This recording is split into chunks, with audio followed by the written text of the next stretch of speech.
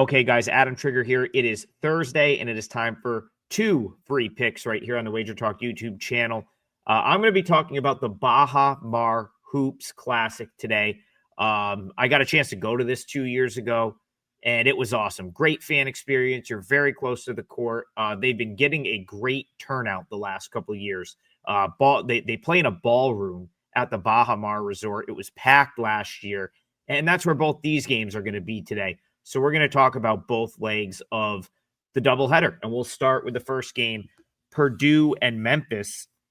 And so from a numbers perspective, my number was quite a bit off of what the opener was here. I made Purdue 19.5-point favorites in this one. It opened 13. It's up as we speak around 15.5, 16. And I'm going to give you a couple of different ways that you could potentially play Purdue in this one without having to take the bad number here. So first off, reason I like Purdue, I think this matchup is very favorable to to how Purdue wants to play, but also less favorable to Memphis. So like Memphis tends to be live as an underdog because they'll be able to sort of match athletes with any top level team. I would not call Memphis at this point like a top 25 or an upper echelon team. Not even really a power conference team at this point, with the American sort of turning into like a mid-major league for college basketball. But Memphis still gets athletes. Penny's still able to get players, and they tend to hang around when they're an underdog. Penny Hardaway specifically has been very strong as an underdog during his time at Memphis. And he's a big one here. Now you could catch 15.5 if you want to play Memphis at the current number. But I think this is a really bad matchup for his team. So one, I don't think we can just like ignore the fact that Memphis just got destroyed by UNLV on their home floor as a big favorite. That was concerning. Yes, you can look at it and say, well, they had a bad game, but also there was some, just glaring issues for Memphis. Some of the just the way that they're sort of not running offense at this point, turnovers, that type of stuff's not really going to work against Purdue because this team's so efficient. They're such a good rebounding team that really you have to be able to run some sort of half-court offense to have any chance against the Purdue Boilermakers. And that's not great news for Memphis because there's not going to be a lot of transition here. They're going to force Memphis to run in half-court sets, which they have not done well to this point. And Memphis doesn't have great jump shooters. And you're going to essentially, if you're Memphis, have to do that. And then on the other end, deal with the most efficient offense in the country, which is what Purdue is coming into play today. If Purdue misses a shot, there's a great chance that they're going to put it back up and put it in because they have such a rebounding edge in this game. And Braden Smith is so good that you got to wonder if he turns the ball over at all. So if Memphis isn't forcing turnovers, my question is, where's their offense coming from? And so that's, I think, I kind of do wish I bet this right off the rip and laid the 13.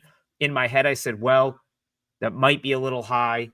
Memphis is obviously coming off of an ugly loss. I don't always like to fade teams like a Memphis after they get embarrassed, but this matchup is just brutal for them. There's just no way I could take Memphis in this matchup, even at the current number. So here's a couple of ways you can play this. You could play the Purdue team total over. I do think that that's still in range. I think it was like 87 or something like that, 87.5. And the reason that you could also that actually makes sense, maybe even more so than the spread, is that all of these teams that play at this tournament today are going to play tomorrow. And if, let's say, Purdue gets a double-digit lead going in this game, they are very deep, and it's almost like their bench and the guys that are going to come off the Purdue bench, there's not going to be a huge drop-off in like how the team runs when those guys are on the floor. Whereas Memphis is still very new. It's a new roster. Penny Hardaway has talked about kind of experimenting, trying to find the right mix, really trying to like almost learn on the fly with his team so far in this season. And I think that's what this MTE is going to be for Memphis, especially in this first game, especially if Purdue gets a double-digit lead. This is going to be his chance to experiment with his team against legitimate competition, but also be cognizant of the fact that he's got a game tomorrow. And so it's going to make more sense for him to go deep into his bench, try some new combinations out. The same way it will for Purdue, but the difference is Purdue's bench is sort of part of this well-oiled Purdue machine at this point. So when you add all of that up, the matchup advantage here for Purdue, the fact that Memphis probably won't get many transition points, won't get many rebounds, that there's not going to be many easy baskets in this game for Memphis.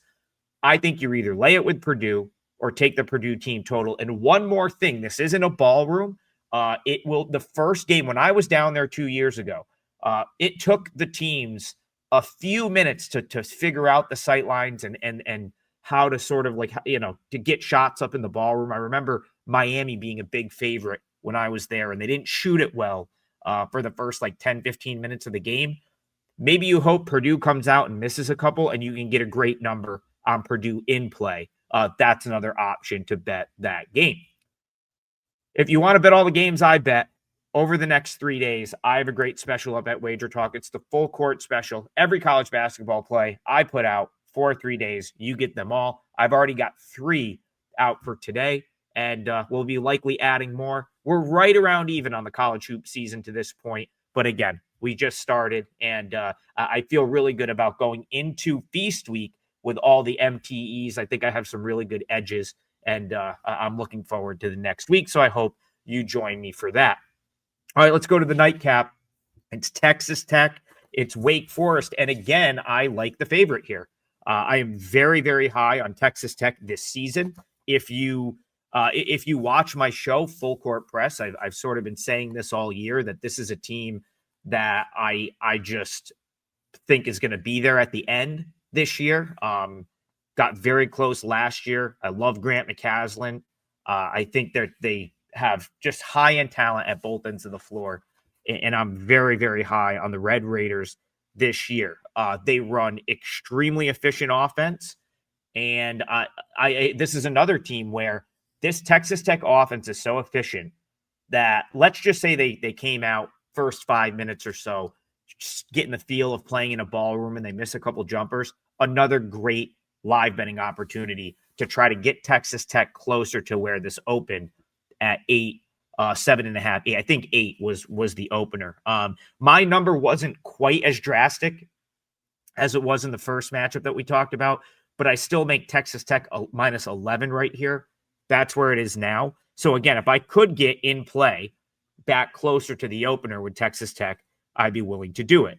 I don't think this is a great situation for Wake Forest. I don't think Wake is going to get much in transition here. I think they're going to be forced to shoot a lot of jumpers in this game. And so again, that's, I do kind of remember I had access to this tournament. I'm trying to go off memory, but I do think it took most teams some time just to get used to so this venue, very low ceiling. It's a ballroom. There's a lot of lights in the building, and I just think that it took players some time to get acclimated to the setup, which obviously would be, it's going to make jump shooting a little bit tougher. I think most guys could probably hit a layup or dunk a basketball in the dark, but trying to hit 3-pointers, jump shots when you've got weird lighting, just a unique setup can be tougher. And Wake Forest is the more jump shot reliant team. Wake Forest had their moment the other day. They hung around with Michigan. That game was on a neutral floor in Detroit, but, kind of a regional home game for Michigan. And Wake Forest certainly held their own.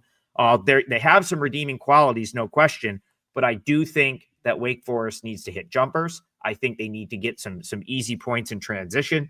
And both of those things are going to be tougher for them to do here. Texas Tech's got a great rim defense, and they deny transition pretty well. So what I think is going to happen in this game for Wake Forest is they're going to have to hit some outside shots to stay around in this game. And I'm just not sure they can do that consistently enough over 40 minutes to not sort of give up the big run at some point in this game. So that's another one. I like the favorite here. I think there's ways you can potentially, bet this without taking the quote unquote bad number.